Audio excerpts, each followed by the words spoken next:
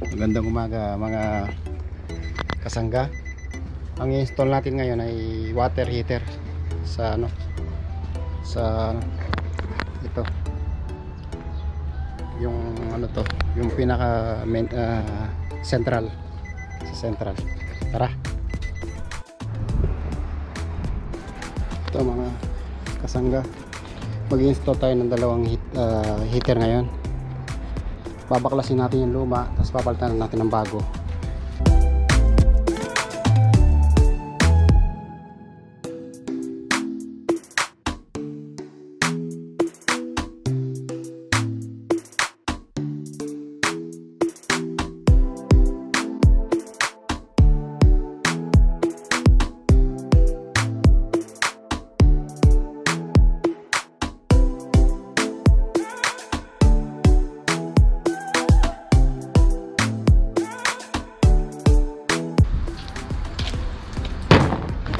Ang heater na to, meron siyang ito, 3 butas. Ito nakasulat sa Arabic cold. Ito yung in nya, ito yung out nya, ito yung pinaka drain nya, yung singawan pagka sobrang init. Ito yung meron siyang automatic, nag-automatic ito, magbubukas pag sobrang init. Lumalabas dito yung usok. Tapos meron siyang recycle pump. Mga kasangga, ito yung pinaka niya, labasan niya ng pressure. Nag-automatic ito pagka sobrang init sa loob.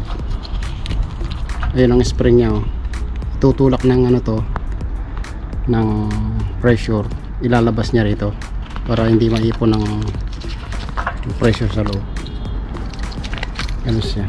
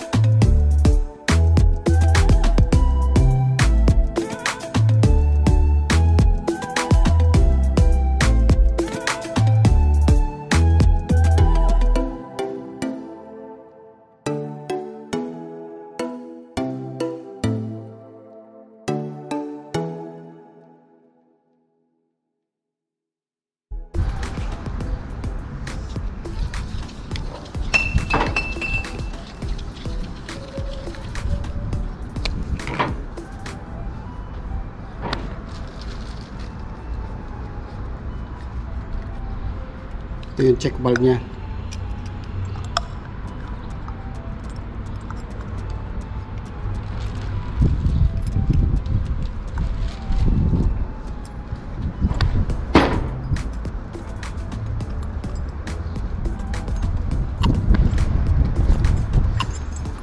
Para yung init at lamig hindi makabalik, kasi minsan nagbabak siya pag wala siyang check valve. Back pressure siya.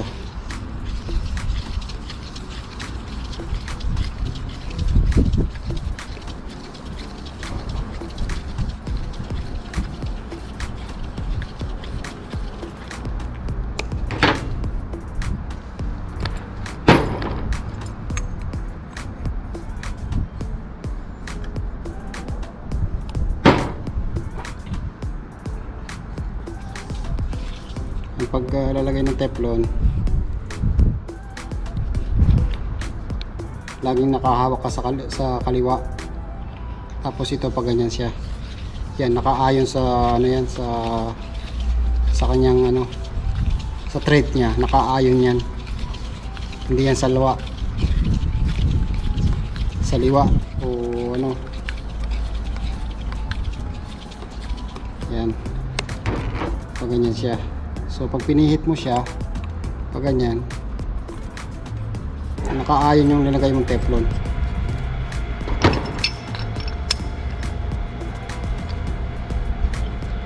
Ayan.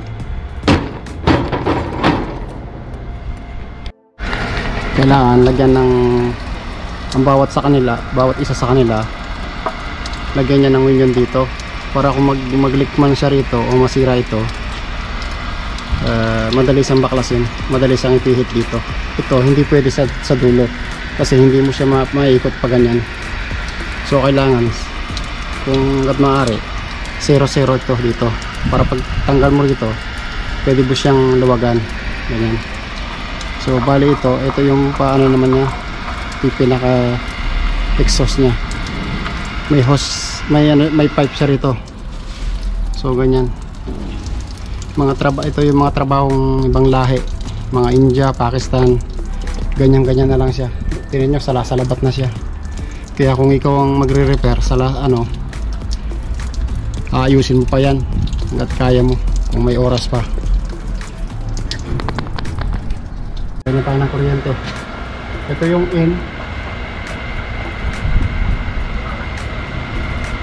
ito yung cold raw water, ito yung hot water, ito yung pinaka exhaust nya. Okay.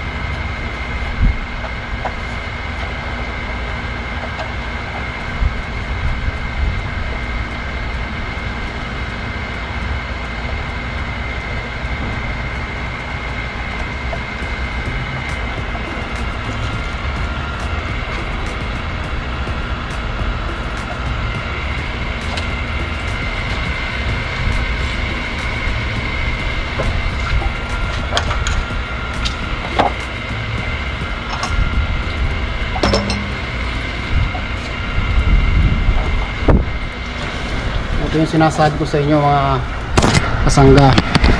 Tama, bagong bili to, pero factory defect to. O basag siya. So buti na lang naglalagay tayo ng union dyan. So yan ang kinagandahan ng may union. So magpapalit na lang tayo.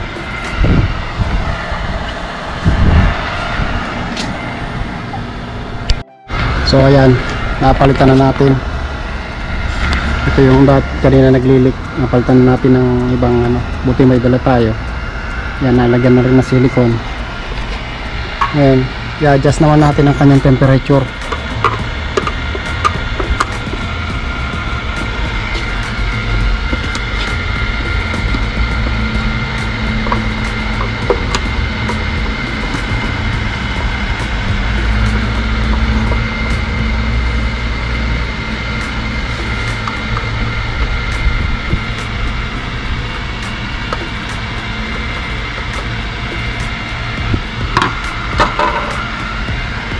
Meron siyang asbestos dito, pero hindi na kailangan to.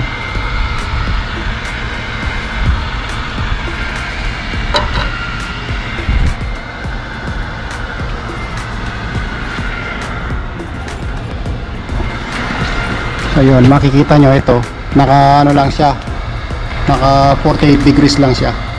So hindi kakayanin ng, hindi pa sapat kumbaga. Kaya i-adjust pa natin ng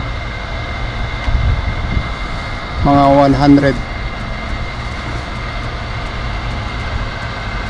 mga 70, 48. Yan, max. Yan, pwede na yan dyan.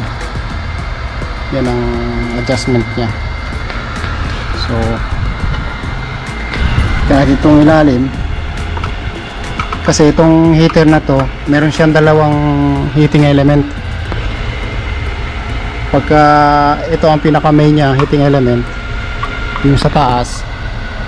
So pagka napainit niya na lahat, pag na-reach niya yung setting nyo rito na, di ba, 75 degree, magsa-shut off siya.